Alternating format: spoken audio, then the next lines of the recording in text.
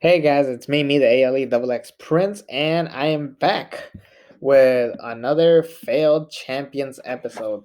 This time, Braun Strowman as the Universal Champion. Why did Braun Strowman fail as a Universal Champion? Well, there's plenty of reasons why he failed.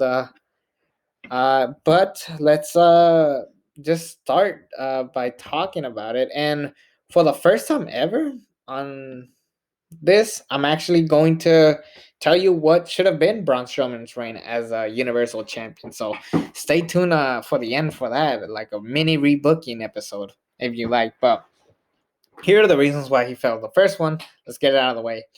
He was a last second replacement for Roman Reigns at WrestleMania. So we're going to go knowing that at WrestleMania, Braun Strowman beat Goldberg, the one of the biggest names, if not the biggest name of WCW, one of WCW's top main event players in the business. Like if there's a freaking Mount Rushmore of WCW legends, Goldberg would be up there. And Braun Strowman beat him because Roman Reigns had to leave, and naturally they needed a last second replacement, and Braun Strowman might as well do it. He showed up, beat Goldberg, and became Universal Champion. But as I was thinking about, I was like, damn, it actually looks good. A Universal Championship, a World Championship on Braun Strowman. It actually doesn't look that bad. However, it really does hurt knowing that there was no build or story to it. It was just a last second replacement. It was kind of a distraction to say the least. Think about it. We had to not everybody wanted to see Roman Reigns and Goldberg, but a lot of people would say, you know what, fuck it, let's see it. Let's see what kind of match they'll give us. No one ever said, hey, let's see Braun Strowman and Goldberg. Like no one ever said that. And if they did, majority of the people are just wondering how was Goldberg going to beat Braun Strowman. Instead, Braun Strowman beat Goldberg, and it was like, oh, did that have to happen? And that was people's mentality. Also, another reason why Braun Strowman failed is because prior to this, Braun Strowman did some really shitty tweets to, I believe, Will Ospreay, or I forgot who it was, Marty Squirrel, but he made some really offensive comments about people in the indies not being having good enough money that they should save it or something really rude. And naturally, if you're gonna have someone dethrone Goldberg, it has to be someone that people like. That's why the match with Drew McIntyre and Goldberg worked, because at least Drew McIntyre was fucking likable. And that's the problem. Going into the match, Braun Strowman was really fucking hated. And let's look back at 2019 for Braun Strowman. So he was supposed to face Brock Lesnar at the Royal Rumble, but given that people didn't want that, they changed it to Brock and Finn Balor. Braun Strowman joins the Royal Rumble. He was actually he was the runner up. If I recall, it was him and Seth Rollins. They were the final two, and Seth Rollins wins, beating Braun Strowman. And naturally, if you're the runner up, you should be on the main card, right? Well, Braun Strowman was in the Andre the Giant Battle Royal, and he won, but it doesn't mean shit. Then he was injured, not injured, fought Bobby Lashley, kept getting the upper hand on Bobby Lashley, and he still looked like an underdog, but it made no sense because Bobby Lashley at this point was fucking shit because he kept losing. It was weird. They were booking him like John Cena in 2007 when they were like telling you he's an underdog, but yet he's always winning. So it really didn't make sense. But then Braun Strowman got a chance at the Universal Championship against Seth Rollins, where he lost. Also, he was the tag team champion with Seth Rollins, and he also lost to Dolph Ziggler and Bobby Roode, of all people. Robert Roode, I should say. It was a random tag team thrown together, but it still doesn't work. I don't like Dolph and Rude as a tag team. It just makes no fucking sense. Anyways, after that, Braun and Braun Strowman was drafted to SmackDown. He's part of the Team SmackDown at Survivor Series, where he lost via countout, even though it was triple threat rules. It made no sense. It was stupid. It was just a way to get rid of him. And he kind of went directionless until they decided to put the IC championship on him. Remember that? Braun Strowman was the IC champion. And then he lost it to Sami Zayn. Granted, it was a 3-on-1 handicap, but to Sami Zayn of all people. Nothing against Sami Zayn, but you imagine a guy that small beat a guy that big, and your first thought was, "Yay." I don't know. It didn't work. So because of the pandemic, um, Braun Strowman really didn't have anything to do at WrestleMania, so they just sent him home. Then, because Roman Reigns dropped out, they said, "Fuck it, let's give it to Braun Strowman." So he went completely directional. He was just built really bad, and it was just nothing worth getting into. Like, at least Roman Reigns was, you could say his year wasn't that great either, but at least you could say that there was something to tell there. And deep down, people are disappointed that we never got that match. Now, that's everything before he was champion. Now let's talk about how he was as a champion. And the biggest fail is that, for starters, the reason why people hated Goldberg as a champion is because he beat the Fiend Bray Wyatt, a very likable, unstoppable monster. Simply that didn't need to be Universal Champion, but they gave it to him, so now they had to own up to it. And Bray Wyatt and Braun Strowman had to carry SmackDown for a good majority of the time. And these matches could have been saved till SummerSlam. They could have been saved till like even the fall. But no, we need these matches now. We need them now. We need these matches now instead of building it up and working our way up to it. So Braun Strowman, let's talk about all his defense. For he beat Goldberg. Okay, not bad. He beat Bray Wyatt. Bray Wyatt, not the Fiend, but Bray Wyatt, because he wore a mask and distracted him, making you think that the Black Sheep is back, which made Bray Wyatt look like a fucking idiot. Then Bray Wyatt was so mad we didn't see him in TV for 4 or 5 weeks. He Braun Strowman needed an opponent. He fought Miz and Morrison. That's right, the Miz and John Morrison lost to Braun Strowman for the Universal Championship. That's gonna go in the history books. A Universal Championship match between Miz Morrison and Braun Strowman. Why does this match come about? Because they were playing pranks on him. How fucking sad. And then, hey, look, Bray Wyatt is back. Is he bringing back the Fiend? No, he is bringing back his old persona, the Eater of Worlds. And it was like, okay, this is actually kind of cool. I want to see what kind of match they have. They have a swamp fight. And it wasn't even a match, it was just them hanging out, fighting. And based on how the match ended, where they both go into the swamp, the Fiend comes out, and naturally, hey, shouldn't the Fiend be the Universal Champion? No, wait, hold up. Was this even a Universal Championship match? No, I guess we forgot. But fuck, we still need to put the Universal Championship on Bray Wyatt because he's over. So let's do SummerSlam. False count anywhere. You won't see it coming, and the Fiend finally gets his big victory. So Braun Strowman and Bray Wyatt are both in the main event of SummerSlam, and they're probably both not even going to be in the card this year. How weird is that to think about? Think about it. Like, I've never seen that ever happen. Like, I don't think that's ever happened. I can't think of any of them. Maybe CM Punk. That. Oh no, he was at SummerSlam 2010. I remember that.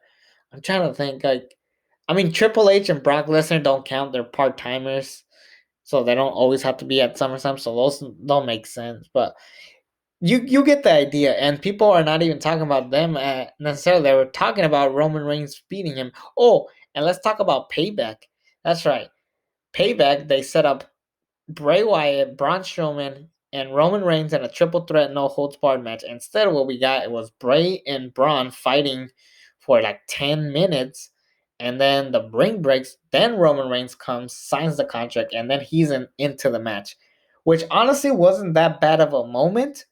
But wouldn't you want to do that moment at SummerSlam, not Payback a week later?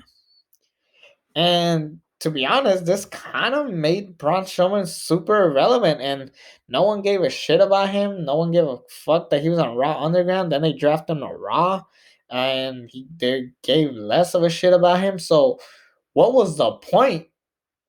And what necessarily went wrong is that he didn't have any credible opponents. He didn't have any real chemistry with anybody on SmackDown if you think about it, and there was no proper send off to his reign, so it was just a big fat mess, and it was just ugh. It was kind of horribly done. So what would I have done different? Well, here's what I would have done a lot different. Um, and I'm actually gonna tie it to my Jeff Hardy rebooking, kinda, just tweaked it a little bit. So naturally, Braun Strowman, after beating Goldberg, he should be, just being remembered as a dominant big man. You're basically gonna softly reboot Braun Strowman. That's what should have been the first step, instead of just making him cookie cutter, dancing with Alexa Bliss, trying to be the eater of worlds, and doing this and that. It was just, ew. No, don't do that. Just bring him back as a big dominant monster, have him squash a couple of people, and do that. And now he needs a credible opponent. Now, around this time, SmackDown was really fucking dead. Like, the roster was so dull, and I really just didn't even like it. But there was one credible opponent, and he wasn't known to be credible yet, but this probably could have been the big stepping stone. I think Braun Strowman should have fought Sheamus. He should have fought Sheamus. I'm not even joking. I would have done like a fatal four way, uh, where we will have the three losers enter Money in a Bank, but the winner faces Braun Strowman at Money in a Bank. Let's make it Sheamus, and it will be good to see two big hoss fighting. At this point, Sheamus was being built to be the classic Sheamus that we knew from 2009 through 2015. I want to say we're bringing back that classic Sheamus where the fella and the bro kicks and like the Celtic Warrior. We're bringing back that Sheamus, who wasn't that bad of a wrestler. He was just poorly booked, and it would be good to see two big men just fighting it off for a while. And Braun Strowman beats Sheamus at Money in the Bank, but Sheamus claims that his foot was on the rope or something like that. So we have a rematch once again at uh, Backlash. And we'll do the match again. This time it's a clean, fair fight. Maybe even make it like a last man standing match, whatever. It doesn't matter. But Braun Strowman wins yet again, cleanly this time. And now you could bring Bray Wyatt. You could say, like, after he beat John Cena, he just wanted to learn this power of his, learn what it's had to take in facing someone like John Cena and beating him. So he wants to take it all in.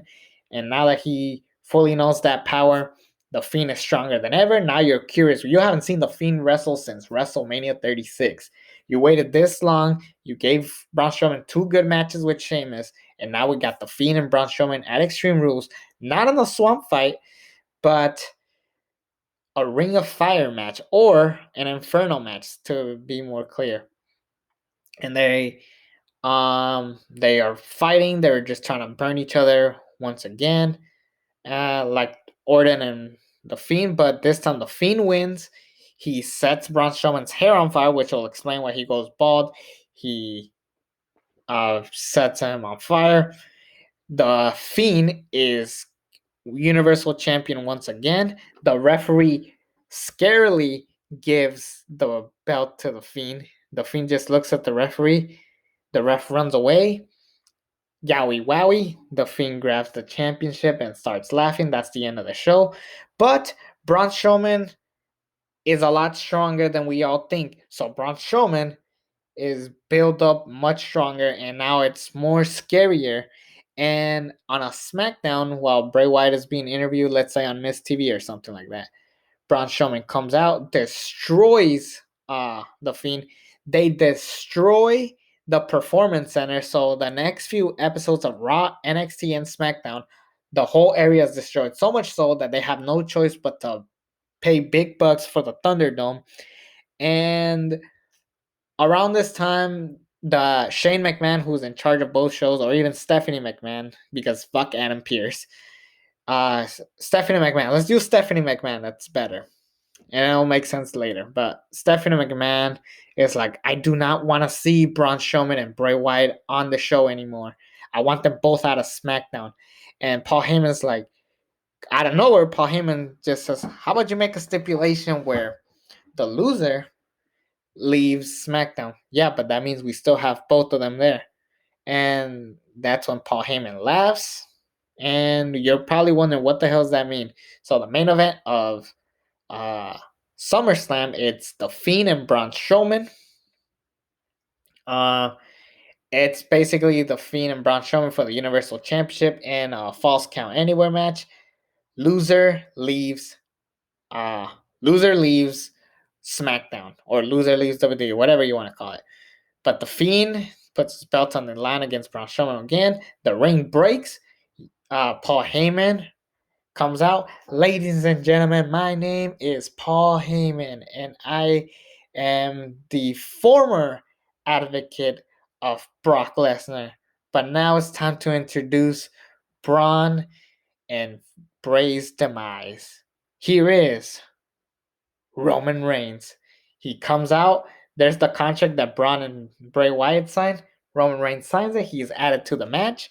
Spears Braun Strowman, spears Bray Wyatt, beats the crap out of both of them, pins one of them, whoever, who cares. And Roman Reigns is your new Universal Champion. Braun and Bray Wyatt are forced to leave SmackDown, but Shane signs a contract, which will explain Braun Strowman eventually turning on Shane after being given everything. And now you brought back a monster that we all love today. And that was the whole point of the Universal Championship. It was supposed to bring back the Braun Strowman that we all loved and wanted. It was a sloppy way to get there. We kind of have it now, but it's just not good. And this title reign, it just made us hate Braun Strowman. It really did. And it made us question whether or not we were blinded by the hate that we had for Braun Strowman, Roman Reigns, I should say, during the time that we thought he retired The Undertaker, 2017 and 2018, when he was awesome. And that was the problem with Braun Strowman. He wasn't likable anymore. And that's going to be a big problem. And there was no credible challengers, so what was the point? I said that Sheamus is not. I think Sheamus is very credible if given the right writing. If you're probably wondering what I have done with Jeff Hardy, I'll probably just replace the person who framed him, be either AJ Styles, Dolph Ziggler, King Corbin, whoever. That's not the point of the story. The point is we needed a credible champion for challenger for Braun Strowman. There was nobody, and you kind of had to create something with what you got. Trust me, do you guys want to see Braun Strowman and King Corbin instead of Sheamus? I mean, come on. Would you rather have legit opponents or like stuff that we are curious about, or So it's all about just playing with what you got, WWE. That's the problem also with WWE. They just lack making stars. They just lack trying, and that's the problem. So naturally, I think something you just gotta take balls and own up to what you got, and also just know what you're doing. If you're gonna, don't just give someone a title just because they need a last second replacement. Just know. Personally, if they weren't gonna book Braun Strowman, well, I would have just had Goldberg win and pay him extra money. Um, and wait till Roman Reigns came back. That's what I would have done. But no, we got what we got. So I don't know. What do you guys think about it? Am I just talking at this point too much? But it's me, the ALE Double X Prince. Subscribe to this channel if you haven't already. And until then, I'm out.